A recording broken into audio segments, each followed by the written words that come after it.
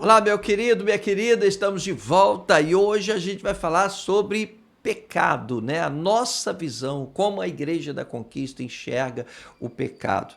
É legal a gente falar sobre isso porque parece algo pacificado, como se todos os ministérios enxergassem o pecado da mesma forma. Infelizmente, não é. E a gente vai perceber isso hoje, a gente vai falar sobre isso a partir de agora, tá?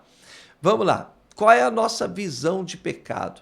Primeiro, a gente precisa entender que todos os seres humanos são pecadores. A gente não pode esquecer disso nem por um momento sequer. 1 João 3,4 diz: todo aquele que pratica o pecado transgride a lei. De fato, o pecado é a transgressão da lei. O que é o pecado, então? É quebrar a lei. E a pergunta é: quem não quebra a lei? Quem não transgride a lei? Não é? Todos nós transgredimos a lei. Isso é com certeza. Não há como ser diferente, né? O que diz 1 João, capítulo 1, versículos 8 e 9? Diz assim: se afirmarmos que estamos sem pecado, enganamos a nós mesmos e a verdade não está em nós. Se confessarmos os nossos pecados, ele é fiel e justo para perdoar os nossos pecados e nos purificar de toda injustiça. Ou seja, se a gente disser que não tem pecado, a gente está mentindo, a gente está se enganando. A verdade não está em nós. E se a gente reconhecer essa condição de pecado, então o Senhor é fiel e justo para perdoar os nossos pecados e nos purificar de toda injustiça. É o que está na Bíblia Sagrada. Aí vem aquele nosso versículo-chave, que se eu fosse você, eu até memorizava, porque ele é muito forte. Tiago, capítulo 2, versículo 10. Ele diz o seguinte: pois quem obedece a toda a lei, mas tropeça em apenas um ponto, torna-se culpado de quebrá-la inteiramente. Ou seja, se você cumpre tudo, faz tudo direitinho, mas erra em um ponto da lei, é como se você tivesse quebrado a lei integralmente. É o que diz a Bíblia. Você não concorda? Mas é o que está na Bíblia. É o que está escrito aqui. Então não tem essa de você achar que você é melhor do que os demais porque você não fuma, não bebe, não adultera, não rouba, não tem jeito. Se você quebrar um item da lei, você quebrou a lei integralmente. E a gente precisa entender que a lei exige a santidade, né? Tem um erro aqui de grafia, erro de digitação aqui. A santidade é ordenada, tá? 1 Pedro, capítulo 1, versos 15 e 16, diz o seguinte: mas assim como é santo aquele que os chamou, sejam santos vocês também em tudo que fizerem, pois está escrito: sejam santos, porque eu sou santo.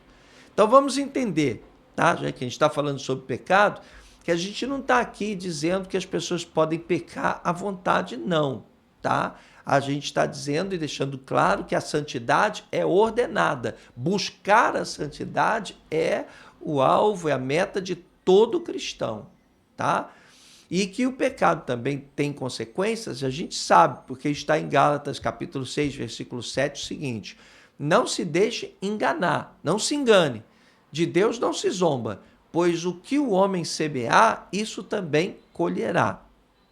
Então a gente ensina que o pecado, ele desagrada a Deus, entristece a Deus e traz consequências, muitas vezes consequências duras. E é por isso que a gente, na maioria das vezes que a gente está penando, sofrendo, a gente está na barriga do peixe, lá na tempestade, que nem Jonas, é porque a gente quebrou a lei, a gente transgrediu a lei, a gente pecou e todo pecado tem suas consequências. Mas a gente tem que voltar para a Bíblia e entender o que é que a Bíblia diz. Com relação à salvação, o pecado não tira a nossa salvação. Senão a gente estaria perdido, ninguém seria salvo, né? Olha o que está escrito em Efésios capítulo 2, versículos 8 e 9. É a Bíblia que diz: pois vocês são salvos pela graça. Graça é o quê? É o favor de Deus, é o favor imerecido de Deus. Vocês são salvos pela graça por meio da fé. E isto não vem de vocês, é dom de Deus, é um presente de Deus, não por obras, para que ninguém se glorie. Então é assim que a gente enxerga o pecado. O pecado ele é uma praga, ele entristece o coração de Deus, ele tem que ser evitado, a gente tem que ter o compromisso de buscar uma vida de santidade, mas o pecado, quando a gente peca, a gente não perde a salvação porque pecou. Ah, mas a pessoa peca uma, duas, três, ela persiste no erro. Sim, sim, ela vai persistir no erro, ela vai tropeçar muitas vezes, né? Você vê, quando Pedro perguntou a Jesus, Senhor, até quantas vezes eu tenho que perdoar o irmão que pecou contra mim? Até 7 vezes? Jesus disse, não até 7 vezes, mas 70 vezes 7. O que Jesus está dizendo para Pedro? Você tem que perdoar, Pedro, quantas vezes forem necessárias, né? E se o Senhor Jesus, se Deus exige que nós, seres humanos, sejamos capazes de perdoar o nosso irmão quantas vezes forem necessárias, né?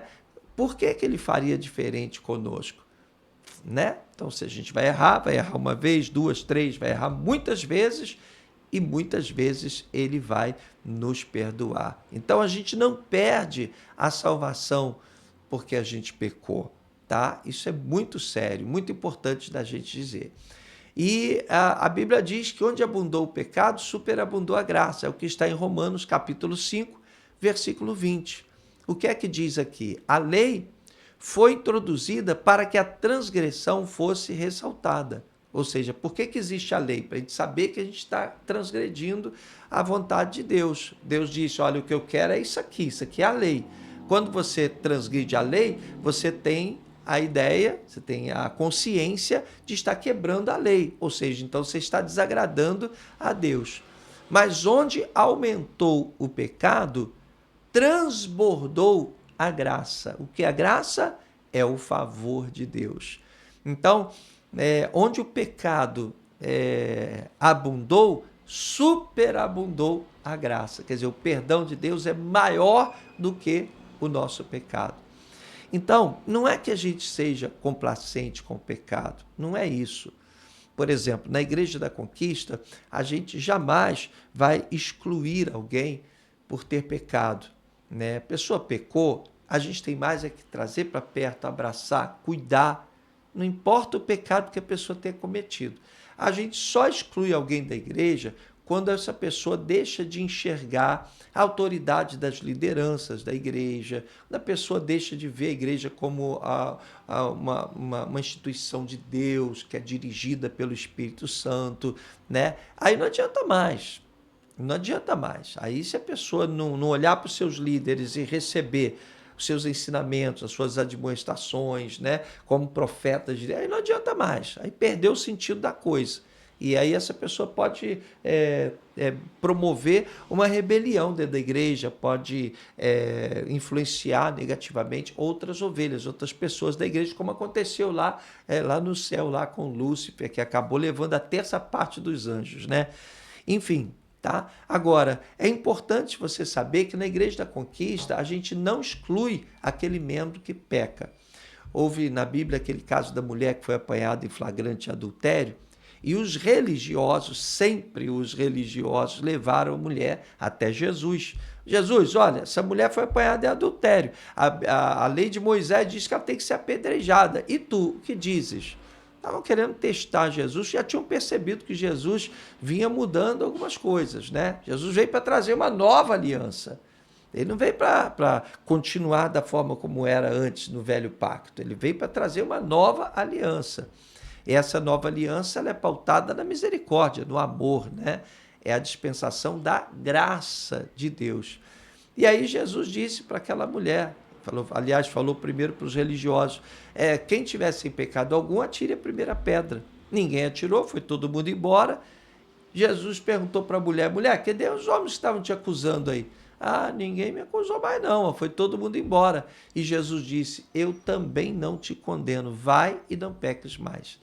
Ou seja, Jesus sabia que aquela mulher ia pecar, Jesus sabia que aquela mulher ia cometer, se não o mesmo, outros pecados. Mas ele disse, vai, não peques mais, porque esse é o objetivo.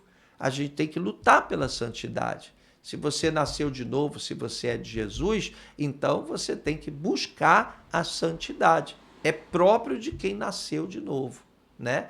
Mas nós não combatemos o pecado com exclusão de membros, a gente não atira pedras, não expõe os erros dos outros. Às vezes você pode aqui na igreja achar assim, mas aqui é diferente, lá na minha igreja eu frequentava outra igreja que a pessoa era afastada, era excluída, aqui parece que as pessoas são complacentes com o pecado. Não, a gente chama para o escritório, o pastor chama lá para dentro do gabinete, conversa, orienta, às vezes é até duro, mas lá dentro do gabinete, ninguém precisa saber do erro de ninguém, ninguém precisa humilhar ninguém.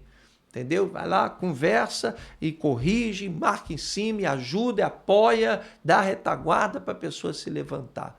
Até porque nós acreditamos nesse vai e vem, a gente já falou sobre isso, né? Esse vai e vem. Um período você está lá em cima, outro período você está lá embaixo.